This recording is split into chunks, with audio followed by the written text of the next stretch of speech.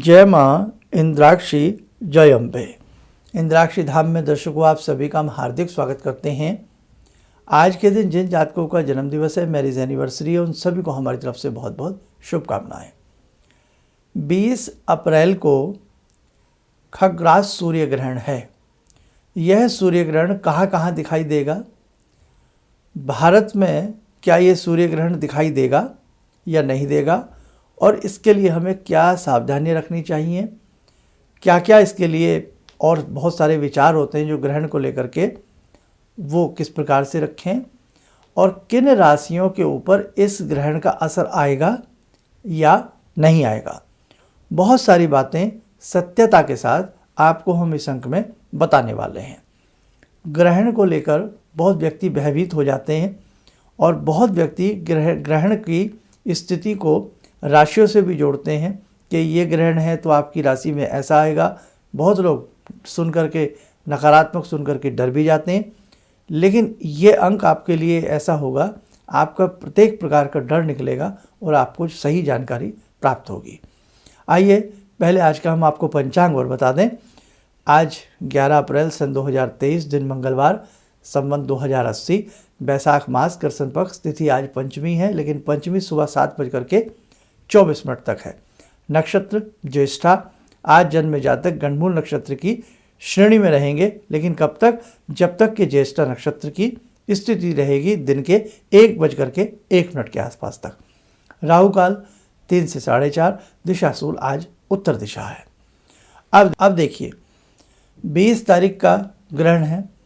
बहुत लोगों के मन में नई नई बातें आती हैं कि इस ग्रहण में हम कौन सी पूजा करें, कौन सा पाठ करें, क्या ये ग्रहण हमारे ऊपर भारी रहेगा, हल्का रहेगा। तो सबसे पहली सत्यता क्या है, यह खग्रास सूर्य ग्रहण भारत में दृश्यमान नहीं होगा।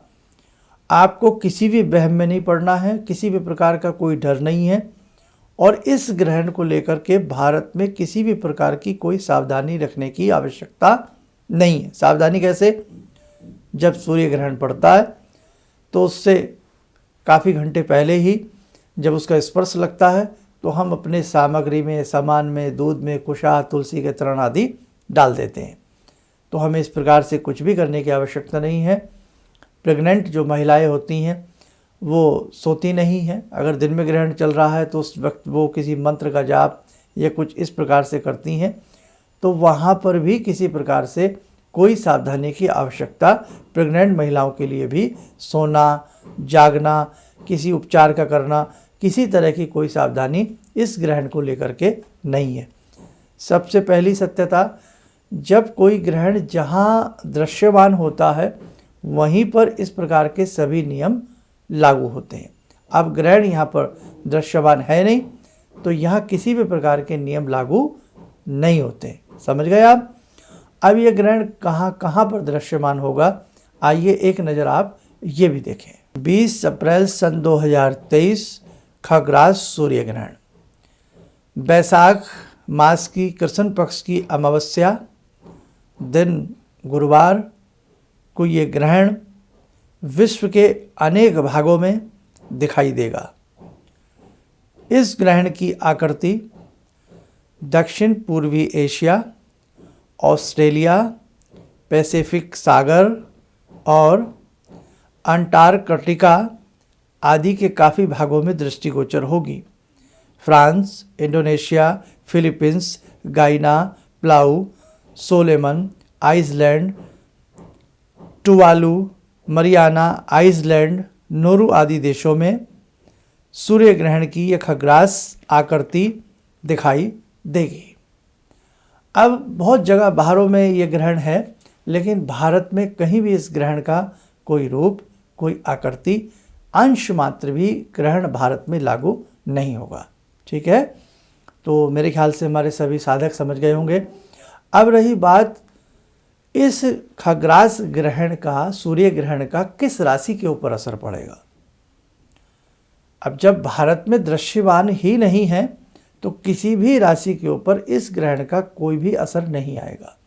हालांकि एक खगोलीय घटना है, घट जरूर रही है, भारत में ना सही बाहर के देशों में है, लेकिन ग्रहण की ये मान्यता है, ग्रहण जहाँ पर घटता है, घटित होता है, दृश्यमान होता है, वहीं पर इस प्रकार की उस ग्रहण से संबंधित सावधानियाँ और वैदिक पूजाएं, पाठ बहुत सारी हम लोग अपने हिसाब से करते हैं। और उस दिन एक विशेषता और है, अमावस्या है।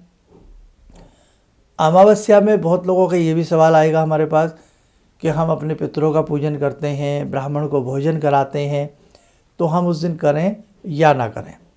तो 20 अप्रैल को किसी भी तरह से कोई भय की आवश्यकता नहीं है। आप पितृ पूजन करिए, आप ब्राह्मण को भोजन कराइए। अगर जो भी आपके यहाँ अपनी परिपाटी चल रही है, जो लोग दैनिक यज्ञ हवन करते हैं वो दैनिक यज्ञ हवन आराम से करें। जो दैनिक अपनी साधना करते हैं, दैनिक साधना करें। किसी भी प्रकार से कुशा, तुलसी आदि डालने की किसी उसमें पदार्थ में आवश्यकता नहीं है, किसी भी वस्तुओं में, चीज़ों में, खाने पीने की।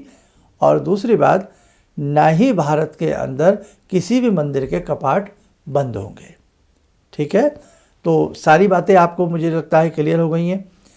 इस वर्ष में कम से कम 4 ग्रहण हैं। दूसरा ग्रहण सूर्य ग्रहण दिखाई देगा, जो कंकण सूर्य ग्रहण है, जो 14 अक्टूबर सन 2023 को ग्रहण पड़ेगा।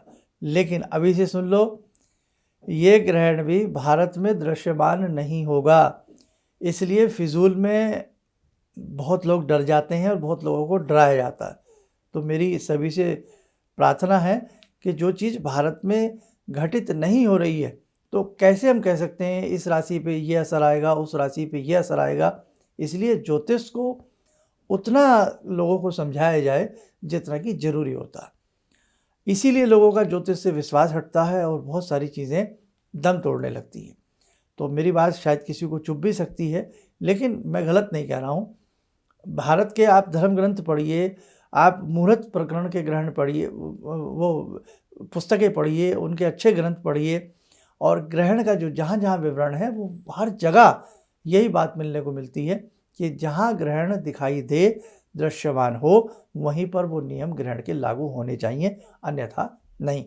और यहाँ तक कहा गया है कि बाय द वे सूर्य ग्रहण है और उस दिन रक्षाबंधन है या कोई बड़ा तीज त्यौहार है, तो उस तीज त्यौहार में भी उस ग्रहण का कोई किसी प्रकार का असर नहीं पड़ता। बहुत सारी जानकारी हम आपको समय समय पर देते रहेंगे। तो ध्यान रखना, अगला ग्रहण कंकण सूर्य ग्रहण। कंकण मतलब एक रिंग जैसी आकृति बनना, एक अंगूठी के छल्ले जैसी आकृति बन जाना, रिंग और फायर जैसी आकृति बन जाना। तो ये भी भारत में दृश्यमान नहीं है, और इस ग्रहण की तो हम आपको सारी बातें बता चुके हैं। प्रेग्नेंट महिलाएं बहुत ज़्यादा डर जाती हैं, तो किसी भी प्रकार से इस 20 अप्रैल का जो ये सूर्य ग्रहण है, खग्रास सूर्य ग्रहण है, इसमें कहीं भी किसी प्रकार की सावधानी की आवश्यकता नहीं है।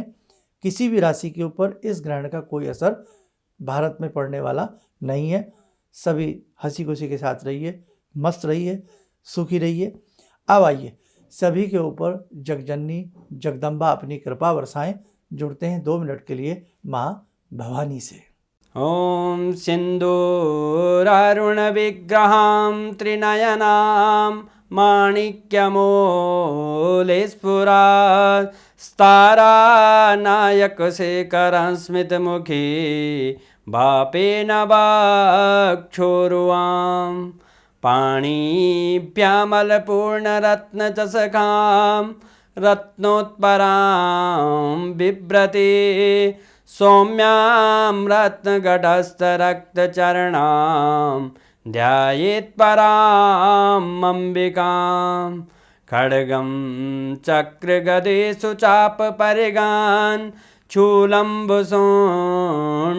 शिरा शङ्खं समदधतीं करे स्त्रीनयनां सर्वाङ्गभूषावृतां नीलास्मद्युतिमास्य पाददशकां सेवे महाकालिकां यामास्तो स्वपितैहरो कमलजो हन्तुं मधुं कैटवं विद्युद्दामसमप्रभां मृगपते स्कन्दस्थितां भीषणां कन्या विह करवाल खेट विलसा धस्ता विराज सेवितां हस्ते चक्र गदा शिखेठ विशिखां चापम गुणम तर्जनीं विप्राणामलिलात्मिकां शशिधरां दुर्गां त्रिनेत्रां भजे। कवच बना लें, ध्यान करें, भगवती का शुभ आशीष हम सबके ऊपर बरस रहा है।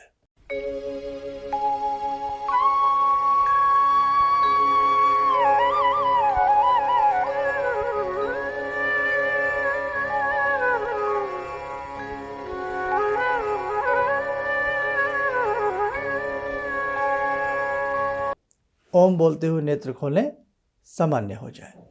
और एक सभी के लिए खुशखबरी है, 22 अप्रैल का जो विशेष एक पूजन आप सबके लिए रखा गया है, भगवती का अभिषेक होगा।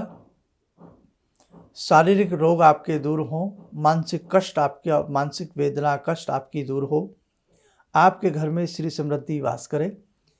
इसीलिए आपको हमने जो एक विशेष एपिसोड में बताया है शिविर के बारे में, वो सारी बातें ध्यान से सुन लेना। बहुत अच्छे मन से इस आध्यात्मिक शिविर में पूजा के लिए आना। किसी भी तरह का कोई शुल्क दे आदि इसमें नहीं है, सभी के लिए निःशुल्क है।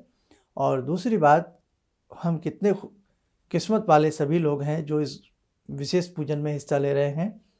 परशुराम जयंती है, शिवाजी जयंती है और अक्षय तृतीया है। अक्षय तृतीया में कोई भी कार्य किया जाता है वो अक्षय हो जाता है, यानी कि उसका कभी नाश नहीं होता। तो जब भगवती की फ़ोटो ला करके देवी माँ की फ़ोटो के सामने आप अभिषेक करेंगे और विशेष प्रकार के मंत्रों की वहाँ पर ब्राह्मण ध्वनि करेंगे, रुद्राभिषेक, ये सारी बहुत अच्छी चीज़ें से देवी अभिषेक होगा। और साथ ही विशेष मंत्रों की वहाँ पर गुंजन आपके ऊपर उसका असर डालेगी और एक इंद्राक्षी कवच और स्तोत्र का वहाँ पाठ होगा आपके रोगों के नष्ट के लिए। तो मुझे लगता है कहीं न कहीं आने वाले साधकों को अक्षय तृतीया के दिन एक बहुत बड़ा लाभ मिलने वाला है। ठीक है, क्या प्रोसीजर है उसके लिए आप हमारे संस्थान से संपर्क कर सकते हैं। आप स्वस्थ रहें, सुखी रहें, इन्हीं शुभकामनाओं के साथ हम अपनी वाणी को विराम देते हैं। जय जय अम्बे। जिंदगी के इस प्रवाह में तमाम लोग डिप्रेशन के इस हालात से गुजर रहे हैं।